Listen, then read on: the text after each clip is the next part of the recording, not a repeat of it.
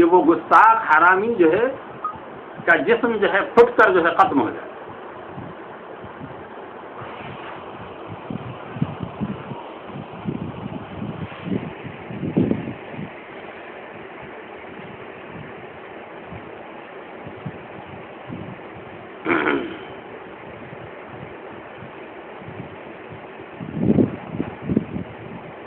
گستاخ رسول کا معاملہ یہی ہے کہ اس کو قتل کر دیا جائے، کیونکہ آپ کی شان میں ہے بے ادبی بے دینی. رمق برابر بھی جو بے ادبی کیا وہ دین سے باہر ہو گیا، وہ اسلام سے باہر ہو گیا، اب وہ مسلمان نہیں رہا، حتیٰ کہ اس کی بیوی بھی اس کے نکاح سے باہر ہو گئی. یہ مقام ادب ہے.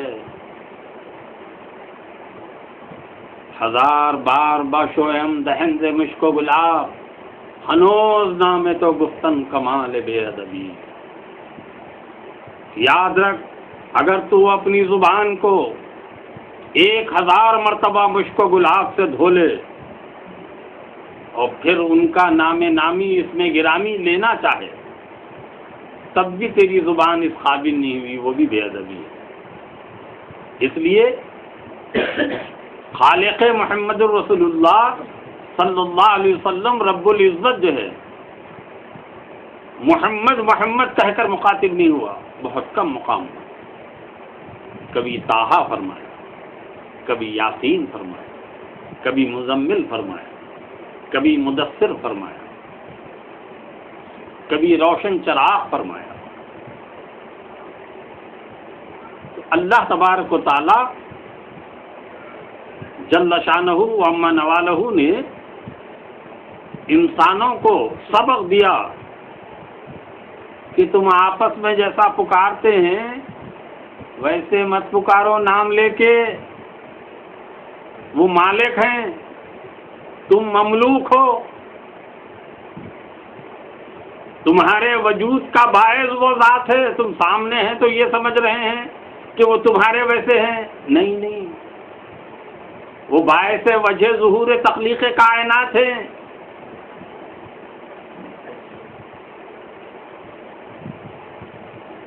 خالق کل نے آپ کو مالک کل بنا دیا.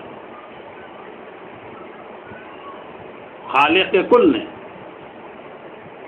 کون ہے خالق کل؟ رب العزت. رب العزت یہ آسمانوں اور زمینوں اور کائنات کی ہر شے کو تخلیق فرما کر تمام تخلیقات کا اکیلا مالک و مختار محمد رسول اللہ کو بنا دیا. خالق کل نے آپ کو مالک کل بنا دیا اور دونوں جہاں ہیں آپ کے قبض و اختیار میں. یاد رکھو یہ مقام ادب ہے، یہ مصطفیٰ جان رحمت کا معاملہ ہے. ادب میں آ جاؤ.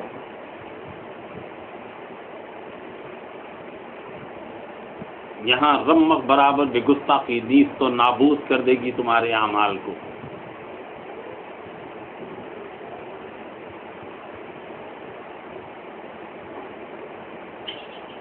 ادب گاہے زیر آسمان از عرش نازک تر. اس زمین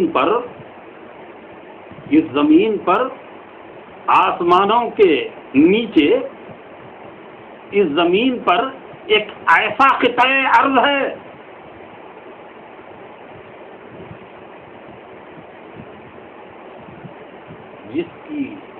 جس کا مقام عرش سے نازک ہے، عرش معلیٰ سے نازک ہے. ادب گاہے زیر آسمان از عرش نازک تر، نفس گم کردہ میاں جنید و باعزی جا. جنید بغدادی باعزید بستمی ولایت کے انمول تاجدار، ان کے فہم بھی گم ہیں اس قطع ارض کی اہمیت کو، ادب کو، منزل کو جاننے کے لیے.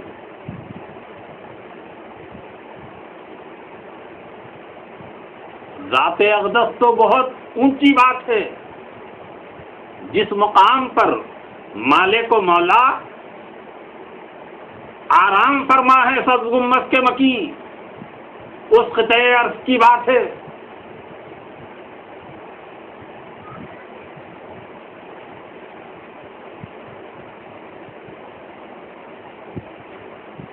سیدنا ابوبکر صدیق رضی اللہ تعالیٰ، سیدنا عمر ابن الخطاب رضی اللہ تعالیٰ، سیدنا عثمان ابن عفان رضی اللہ تعالیٰ، شیر خدا سیدنا علی مرتضیٰ کرم اللہ وجہ رضی اللہ تعالیٰ، امام عالی مقام سیدنا امام حسن مجتبی رضی اللہ تعالیٰ، امام عالی مقام سیدنا امام حسین رضی اللہ تعالیٰ، امام حسن بصری رضی اللہ تعالیٰ، حضرت داؤد طائی، حضرت حبیب اعظمی، حضرت سری سختی، حضرت جنید بغدادی، حضرت معروف کرقی، حضرت باعزید مستامی، امام اعظم، امام احمد حنبل، امام شافعی، امام مالک، امام ابو یوسف، امام محمد اور دیگر عظیم اکابر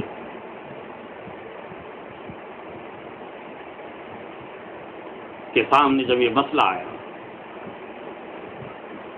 کہ کعبۃ اللہ افضل ہے یا مدینہ طیبہ افضل ہے، کعبۃ اللہ افضل ہے یا مدینہ طیبہ افضل ہے، یہ سب محبوبان خدا کے نزدیک یہی فیصلہ ہوا. کعبۃ اللہ تو افضل ہے، لیکن مدینہ طیبہ میں خبر انور میں مالک جہاں آرام فرما ہے، اس خبر انور میں جہاں مالک آرام فرما ہے، اس کی کنکریاں جس پر مالک لیٹے ہوئے ہیں، اس کی کنکریاں جو جسد انور کو مس کر رہی ہیں، چھو رہی ہیں، ان کنکریوں کا مقام کعبۃ اللہ سے افضل، بیت المعمور سے افضل، عرش معلیٰ سے افضل.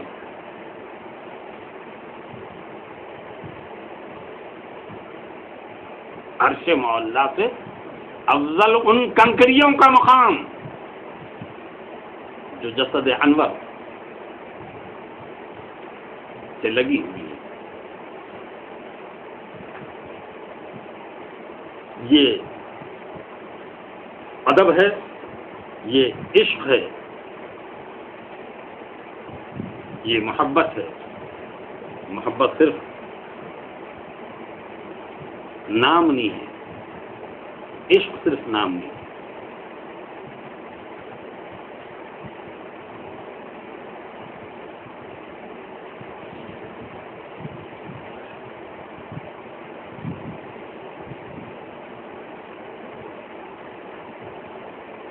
عربی لفظ ہے احبہ اشد الحب فہو عاشق.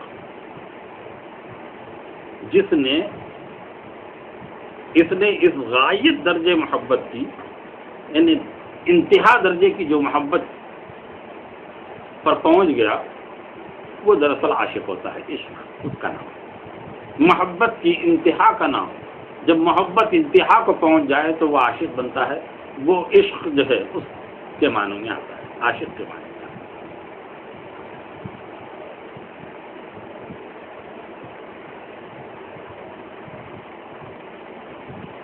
محبت رسول صلی اللہ علیہ وسلم کا حکم